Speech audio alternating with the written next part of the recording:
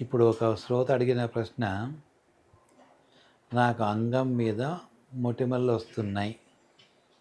అవి అంగమే కాకుండా బీజాలకు కూడా వ్యాపించున్నాయి. వీటికి చికిత్స ఏంటి? వీటికి ఏమన్నా మనం భయపడాల్సిందా, వదిలేయొచ్చా అని అడిగాడు. ఈ మొటాలు ఎందువల్ల వచ్చాయి?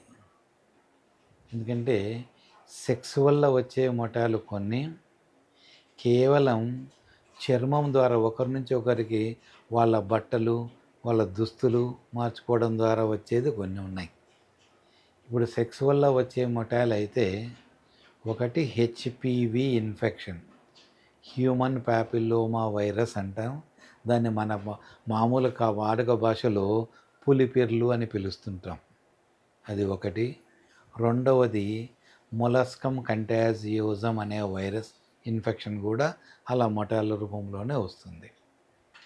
మూడవది సెక్స్ ద్వారా రావచ్చు, లేదా దుస్తులు మార్పిడి జరగ వల్ల, వాళ్ళ పక్కల పడుకోవటం వల్ల, వాళ్ళ దుస్తులు మనం వేసుకోవటం వల్ల కూడా వస్తుంది. దాన్ని స్కేబీస్ అని పిలుస్తాం, మామూలు భాషలో గజ్జి అంటాం. ఇప్పుడు ఈ వ్యక్తి ఈ మొటాలు వచ్చి అవి దురద పెడుతూ ఉంటే, ముఖ్యంగా రాత్రులు ఎక్కువ దురద ఉంటే అది తప్పకుండా స్కేబీసే. ఈ మొటాలు వచ్చి ఏ దురద లేకుండా, నొప్పి లేకుండా ఉంటే అప్పుడు ఇది సెక్స్ వల్ల సంభవించిన హెచ్పివి ఇన్ఫెక్షనా, మొలస్కమ్ కంటాజియోజం ఇన్ఫెక్షనా అనేది డాక్టర్ చూసి నిర్ధారిస్తాడు. దీంతో పాటు ఇంకా ఏమైనా ఇన్ఫెక్షన్లు రక్తంలో ఉన్నాయా అని తెలుసుకోవటానికి కొన్ని రక్త పరీక్షలు చేస్తాడు. చేసి ఏమన్నా ఉంటే వాటిని కూడా పేషెంట్కి తెలియజెప్పి వైద్యం చేస్తాడు. ఏవి లేకపోతే ఈ వచ్చిన మొటాలు పులిపిరులైన లేదా మొలస్కమ్ కంటాజియోజం అని తెలిసి దానికి వైద్యం చేసి ఈ వ్యాధిని అరికట్టచ్చు. అలాగే ఇప్పుడు ఈ దురదతోని రాత్రిపూట ముఖ్యంగా దురద ఉండి మిగతా కుటుంబ సభ్యులకు కూడా సోకే అవకాశం ఉంది. అలా సోకిన వాళ్ళు ఉన్నారంటే తప్పకుండా దీనికి వైద్యం అవసరం. ఈ స్కేబీస్ మనకు చాలా ఎక్కువ ఉంటుంది. ఎందుకంటే మన చాలామంది ఇళ్ళల్లో ఒకటే బెడ్రూము, దాంట్లో 5-6 మంది పడుకోవటము, అట్లా జనసాంద్రత ఎక్కువ ఉండడం వల్ల ఒకరికి ఉంటే మిగతా వాళ్ళకు పోతూ ఉంటుంది.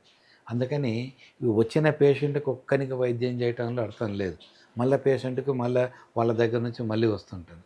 అందుకని ఆ ఇంట్లో ఉన్న కుటుంబ సభ్యులందరికీ వైద్యం జరగాలి. ముఖ్యంగా మేము చూసేది హాస్టల్లో ఉన్న పిల్లలకు. హాస్టల్ నుంచి వాళ్ళ తల్లిదండ్రులు, సార్ మా కుర్రాడికి ఇది అయిందని పట్టుకొస్తుంటారు. ఈ కుర్రాడికి ఒక్కడికి వైద్యం చేస్తే ఉపయోగం లేదు. హాస్టల్లో వీని రూములో ఎంతమంది ఉన్నారో వాళ్ళకు వైద్యం జరిగితేనే వీడికి పర్మనెంట్గా దాని నుంచి విముక్తి ఉంటుంది. అట్లా కుటుంబ సభ్యులు, వాటి తోటి ఉన్న విద్యార్థులందరూ వైద్యం చేసుకుంటే ఈ సమస్య పెద్ద సమస్య కాదు, ఈజీగా బయటపడవచ్చు. చర్చించుకున్న ఈ 3 జబ్బులు, హెచ్పివి కానివ్వండి, మొలస్కమ్ కంటాజియోజం కానివ్వండి, స్కేబీస్ కానివ్వండి, ఈ 3 ఒకరి నుంచి ఒకరికి పోయేటివే. అందుకే ఈ ఉన్నప్పుడు డైరెక్ట్గా శృంగారం చేయటము పద్ధతి కాదు, తప్పది. లేదు తప్పకుండా పాల్గొనాల్సిన పరిస్థితులు వస్తే నిరోధు వేసుకోవాలి. కాండోమ్ వేసుకొని పాల్గొంటే అవతలలకు పోయే అవకాశాలు చాలా తక్కువగా ఉంటాయి.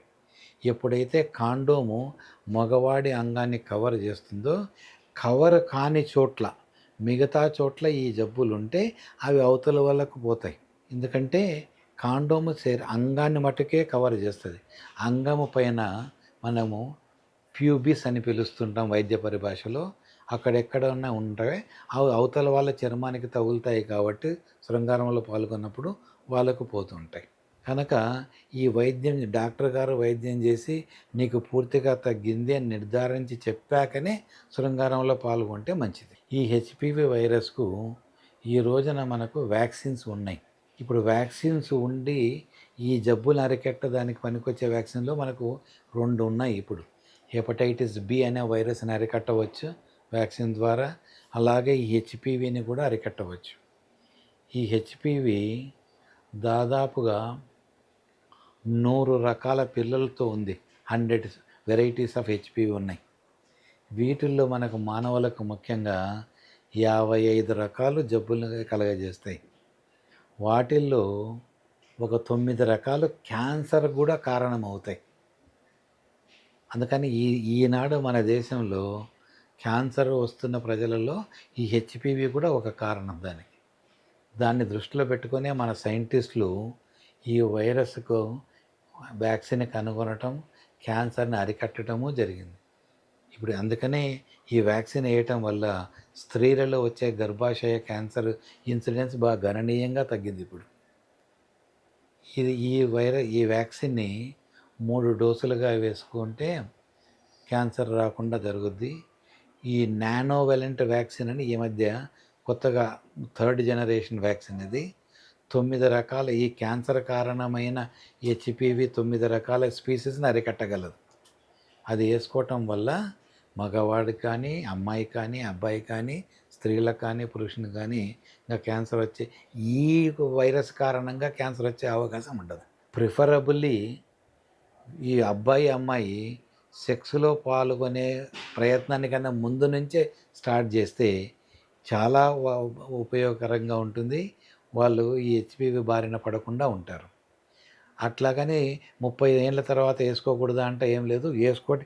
ఈ రిస్క్ బిహేవియర్ ఉంటే ఎవరైతే ఈ వివాహేతర సంబంధాల్లో పాల్గొంటూ ఉంటారో వాళ్ళు ఇది వేసుకోవటం చాలా మంచిది. 2 వ్యాక్సిన్లు హెపటైటిస్ బి కానివ్వండి, హెచ్పివి కానివ్వండి వేసుకోవటం వల్ల ఈ వైరస్ సోకకుండా అరికట్టుకోవచ్చు. ఈ వ్యాక్సిన్ మనం తయారు చేసినాక దాంట్లో ఉండే ప్రిజర్వేటివ్స్ దాన్ని మనము తయారు చేసిన దగ్గర నుంచి పేషెంట్కి ఇచ్చేంత వరకు కోల్డ్ చైన్ మెయింటైన్ కావాలి. అది ఎప్పుడు చల్లగా ఉంచబడాలి. కొన్ని సందర్భాల్లో కోల్డ్ చైన్ మెయింటైన్ కాకుండా అది ఏమైనా బయట ఎండకు పెట్టో దాన్ని అప్పుడు మనకు పేషెంట్లకు ఇచ్చినప్పుడు కొన్ని చిన్న చిన్న అడ్వర్స్ రియాక్షన్స్ అంటాం. అంటే మన సైడ్ ఎఫెక్ట్లు వచ్చినాయని మన భాషలో పిలుస్తుంటాం. ఆ అడ్వర్స్ ఎఫెక్ట్స్ వచ్చే అవకాశం ఉంటుంది. అందుకని మ్యానుఫ్యాక్చర్ అయిన దగ్గర నుంచి కోల్డ్ చైన్ మెయింటైన్ అవుతే ఏ ఇబ్బందులు ఉండవు.